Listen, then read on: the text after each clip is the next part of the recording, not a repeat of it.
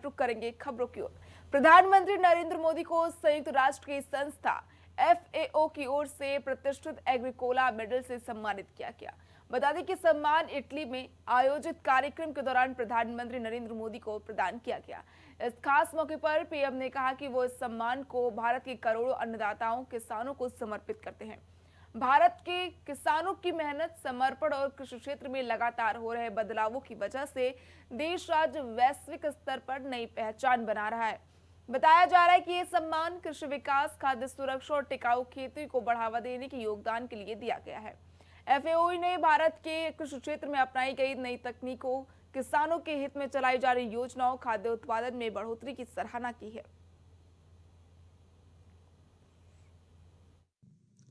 मैं FAO के director general का हृदय से आभार व्यक्त करता हूं।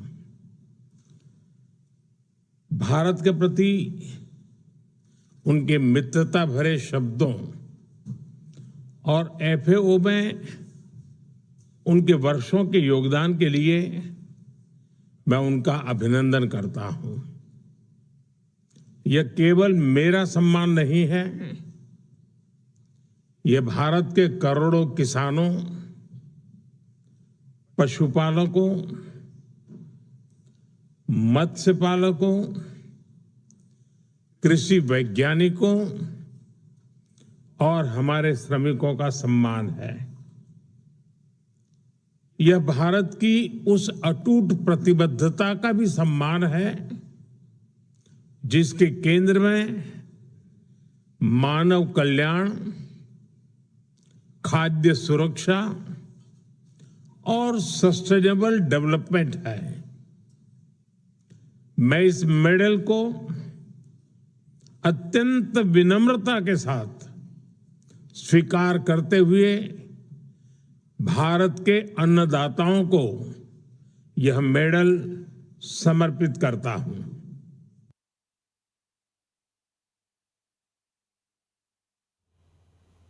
उत्तर प्रदेश के मुख्यमंत्री योगी आदित्यनाथ 22 मई को देवरिया के दौरे पर रहेंगे। अपने इस दौरे के दौरान मुख्यमंत्री जिले को विकास परियोजनाओं की सौगात देंगे। जानकारी के मुताबिक सीएम योगी करीब 655.45 करोड़ रुपए की कई विकास परियोजनाओं का लोकार्पण, शिलान्यास करेंगे। इन परियोजनाओं में सड़क, स्वास्थ्य, शिक्षा, पेयजल, आधारभूत सुविधाओं से जुड़ी कई अहम योजनाएं शामिल हैं।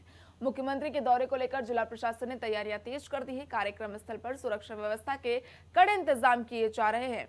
अधिकारियों को सभी व्यवस्थाएं समय पर पूरे करने के निर्देश दिए गए हैं। बताया जा रहा है कि मुख्यमंत्री जनसभा को संबोधित करेंगे, जहां वे सरकार की उपलब्धियों, विकास कार्यों को जनता के समक्ष पेश करेंगे।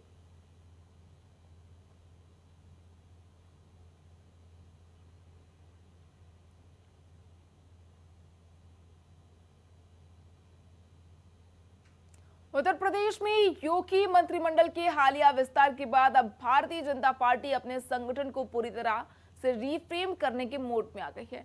आगामी चुनावों और राजनीतिक चुनौतियों को भांपते हुए भाजपा हाईकमान संगठन में एक बड़ी सर्जरी करने जा रही है। सूत्रों की माने तो पार्टी के 6 संगठनिक क्षेत्रों पश्चिम ब्रज, कानपुर, अवध, काशी और गोरखपुर के नए अध्यक्षों के नाम लगभग तय हो चुके हैं, जिसकी आधिकारिक घोषणा कभी भी हो सकती है। इस बार संगठन में बदलाव का सबसे बड़ा पैमाना जातीय समीकरण को बनाया गया है। पार्टी नेतृत्व इस इन चेहरों का चयन कर रहा है जिससे सवर्ण, OBC, दलित समीकरणों को पूरी तरह साधा जा सके। जिन जातियों को मंत्रिमंडल विस्तार में प्रतिनिधित्व नहीं मिल पाया है या जहां सियासी असंतुलन की स्थिति देखने को मिल रही थी, उन्हें संगठन के इन बड़े पदों पर बिठाकर डैमेज कंट्रोल करने की रणनीति है।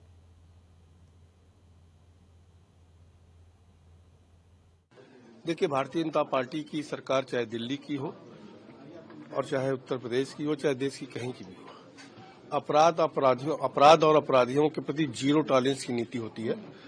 और कोडिंग का जो विषय आपने पूछा है, उसकी जांच चल रही है, धरपकड़ भी चल रही है।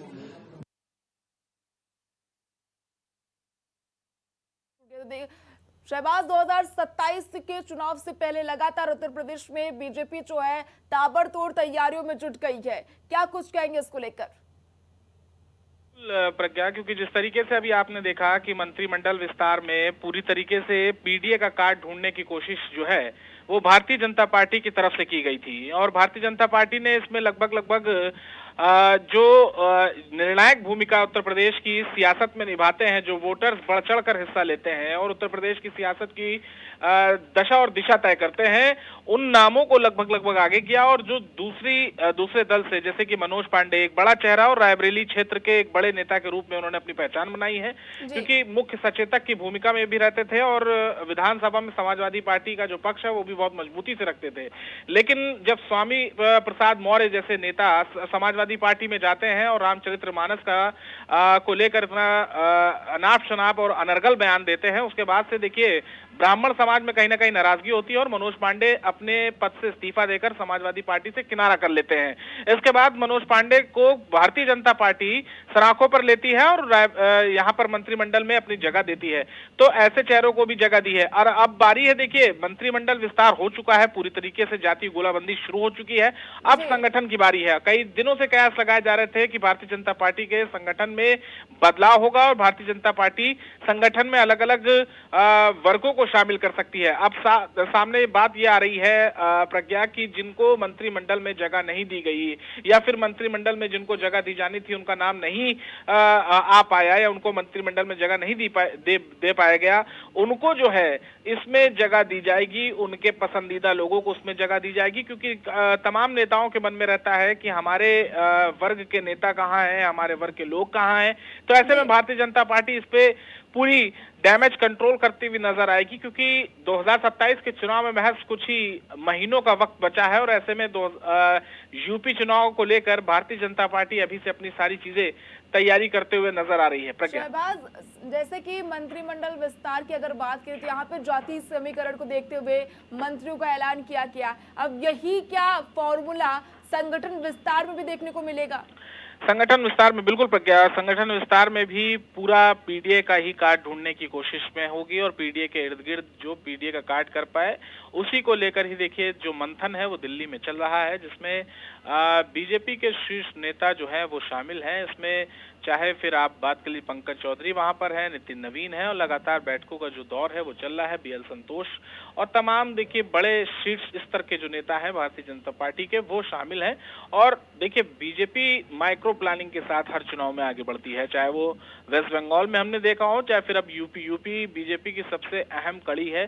क्योंकि देखिए किस तरीके से 2024 के लोकसभा चुनाव में जो बीजेपी को थोड़ा बहुत डेंट पहुंचा है उसको लेकर यूपी में एक बार फिर से डैमेज कंट्रोल करने की पूरी कोशिश की जाएगी।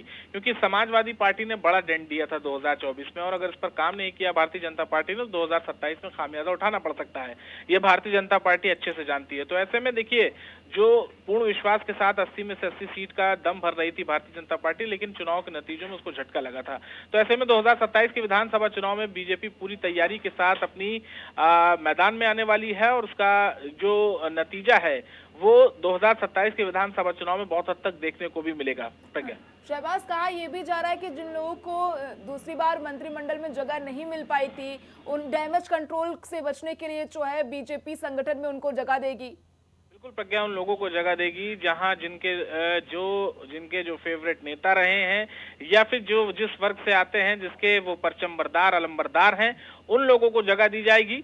और मंत्रिमंडल विस्तार में जिनको जगह नहीं दे पाया गया है, क्योंकि मंत्री बनने की जो होड़ में काफी चेहरे ऐसे थे जिनका नाम चल रहा था, लेकिन बीजेपी जो है वो हमेशा अनिश्चितताओं से परे मानी जाती है। जो निश्चित मानती है भारतीय मीडिया वो लगभग उससे इतर जो है वो बीजेपी अपना फैसला लेती हुई दिखाई देती है। हमने मुख्यमंत्रियों की बात करें तो भी एक बड़ा चेहरा, एक अलग चेहरा लेकर बीजेपी हमेशा लेकर आई है सामने, और ऐसे ही मंत्रिमंडल विस्तार में भी बीजेपी ने देखिए अपने अलग अलग चेहरे, हालांकि कुछ नाम थे जिन पर मोहर लगी है लेकिन कुछ नाम ऐसे भी हैं जिनको सोचा नहीं गया था कि उनको मंत्रिमंडल में जगह दी जाएगी। तो अब संगठन में जिनको जो मंत्रिमंडल में जिनको जगह नहीं मिली अब उनको संगठन में जगह दी जाएगी, क्योंकि 27 का विधानसभा चुनाव दिमाग में रखकर ये सारे काम कर रही है भारतीय जनता पार्टी। जी, तमाम अपडेट के लिए बहुत बहुत धन्यवाद शहबाज। आपको बता दें कि मंत्रिमंडल विस्तार अब हो चुका है, अब जो बीजेपी संगठन विस्तार पर जोर देती हुई नजर आ रही है।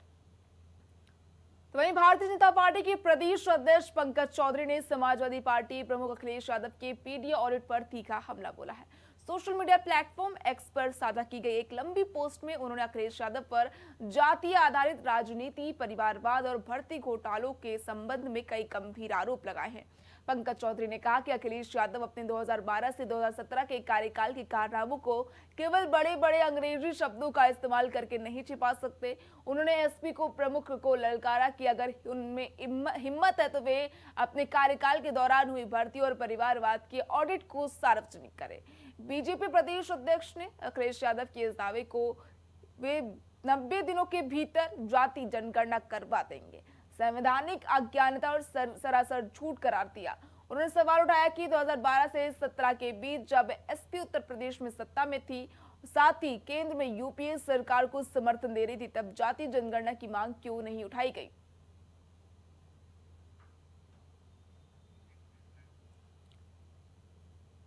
उत्तर प्रदेश में पंचायत चुनाव को लेकर योगी सरकार ने बड़ा फैसला किया। योगी सरकार ने राज्य के स्थानीय ग्रामीण निकायों के लिए पिछड़ा वर्ग आयोग का गठन किया है। आयोग के अध्यक्ष इलाहाबाद हाई कोर्ट के रिटायर्ड जज राम अवतार सिंह को बनाया गया है। 5 सदस्यीय इस आयोग में अध्यक्ष के अलावा 2 रिटायर्ड जज और 2 सेवानिवृत्त IAS अधिकारियों को सदस्य नियुक्त किया गया है। आयोग का कार्य पंचायत चुनाव में आरक्षण व्यवस्था का अध्ययन कर अपनी रिपोर्ट सरकार को सौंपना होगा।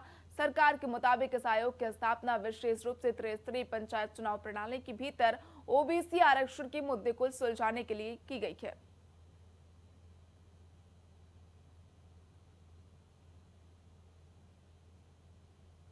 उत्तर प्रदेश में आज लेखपाल मुख्य परीक्षा आयोजित